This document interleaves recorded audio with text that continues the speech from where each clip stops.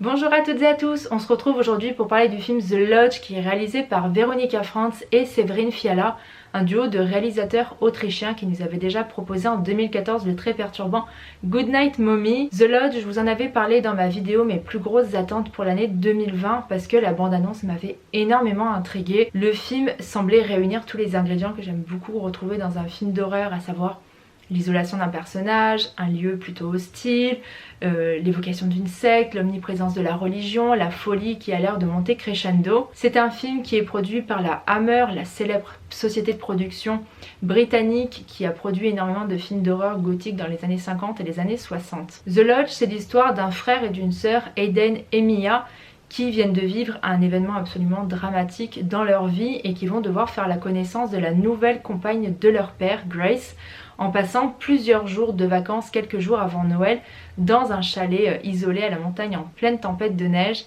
Et alors que Grace essaye de faire connaissance avec les enfants, eux décident de totalement se liguer contre elle, de ne pas lui adresser la parole, de l'ignorer totalement. On comprend assez rapidement que le père Richard a fait la rencontre de Grace dans le cadre de son enquête sur une secte qui a commis un suicide collectif et dont elle est la seule survivante. Et forcément, tous ces éléments mis bout à bout ne vont pas du tout aider les personnages à se faire confiance les uns aux autres et le climat va rapidement devenir glacial. Si vous aimez les films comme par exemple The Witch de Robert Eggers ou même The Lighthouse, les films comme Hérédité d'Ari Aster ou le film The Invitation de Karyn Kusama dont je vous avais parlé dans ma vidéo sur les films à voir absolument sur Netflix, je pense que vous allez adorer The Lodge. C'est typiquement le genre de film qui rentre dans cette veine de film où on n'est pas dans de l'horreur pure et simple, il n'y a pas de jumpscare, il n'y a pas d'effusion de sang, c'est plutôt un drame d'horreur psychologique où tout va se baser sur la psychologie des personnages, sur les relations qu'ils entretiennent les uns avec les autres, sur les passés des personnages également. C'est vraiment le genre de film qui propose une ambiance très angoissante, très anxiogène. Il y a un côté très glauque, très malsain qui se dégage de ce film-là et en plus de ça, le final est absolument terrifiant. C'est en plus le genre de film où on ne sait pas trop sur quel pied danser, on ne sait pas à qui faire réellement confiance ou pas. Parce que par exemple le personnage de Grace paraît très gentil, très doux, très aimable, mais elle a ce passé de secte derrière elle qui est quand même assez étrange. À côté de ça, on a les enfants qui ne veulent absolument pas leur faire confiance et on sent que tous les deux ils ont un lien qui est vraiment très fort sans même avoir besoin de beaucoup de dialogue. Il y a pas mal de scènes où on voit qu'ils se tiennent la main et ce simple geste en fait suffit à nous montrer qu'il y a un lien très très fort entre eux et que forcément si l'un décide de se liguer contre le personnage de Grace, l'autre va forcément le suivre. C'est un film où les faux semblants sont très nombreux et où on va souvent chercher à tromper le spectateur, voilà, pour le mener sur des fausses pistes. Et l'exemple le plus flagrant pour moi, c'est l'utilisation de la maison de poupée de Mia. Elle a une maison de poupée qui est la réplique exacte du chalet dans lequel ils sont en vacances. Et à l'intérieur, elle a même des petites poupées qui sont à l'effigie des membres de sa famille. Et il y a beaucoup de scènes qui vont commencer à l'intérieur de ce faux chalet, de cette petite maison de poupées. Et l'œil du spectateur va mettre quelques secondes peut-être à comprendre qu'il est dans la maison de poupée et pas dans la réalité. Et il y a de très nombreuses scènes dans le film où la perception entre le réel et l'imaginaire, elle est vraiment très mince, très floue.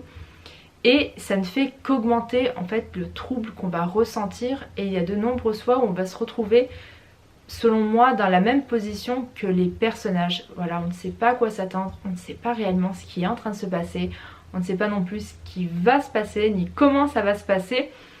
Et j'aime beaucoup quand les films nous mènent sur ce terrain-là en fait, voilà, quand le film cherche à nous tromper pour mieux nous saisir au final. Au niveau de la mise en scène de The Lodge, on va très forcément penser au Shining de Stanley Kubrick. Déjà pour le postulat de départ avec cette famille qui part en vacances dans un lieu complètement isolé en pleine tempête de neige, mais également pour certains choix de mise en scène, je pense notamment à tous ces plans qui vont mettre un personnage au centre parfait d'un plan. Ici ça va être plutôt pour appuyer, exacerber le sentiment d'isolement que va ressentir le personnage de Grace. C'est surtout avec son personnage là qu'on voit ce type de cadrage.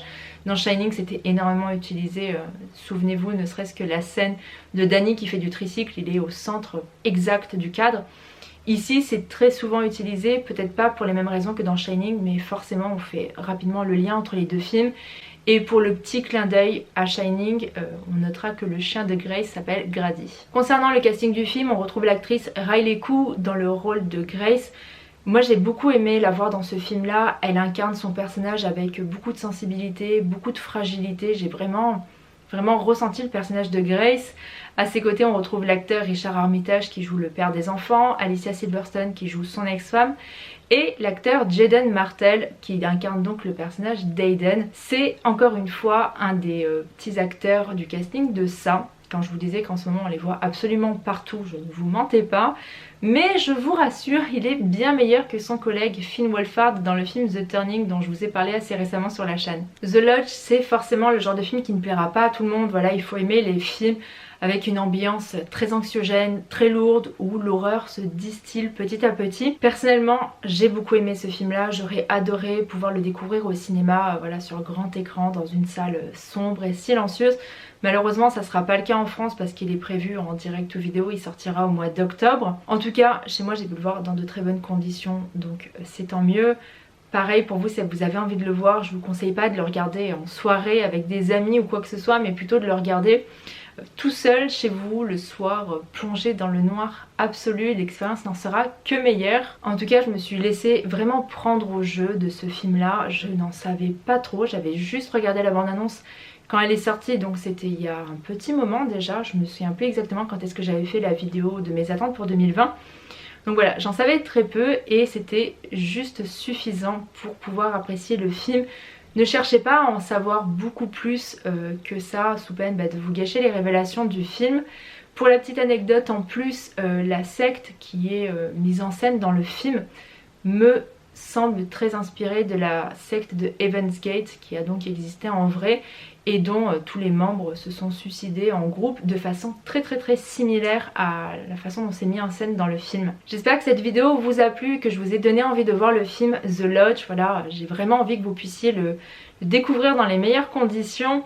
Dites-moi dans les commentaires si vous l'avez déjà vu ou si vous avez envie de le voir. N'hésitez pas à me laisser un petit pouce en l'air pour me dire si la vidéo vous a plu. Abonnez-vous à la chaîne si c'est pas encore fait, voilà, c'est le moment ou jamais. Et en attendant, vous pouvez me retrouver sur Facebook, sur Twitter, sur Instagram, sur YouTube. Et je vous dis à bientôt pour une prochaine vidéo. Salut!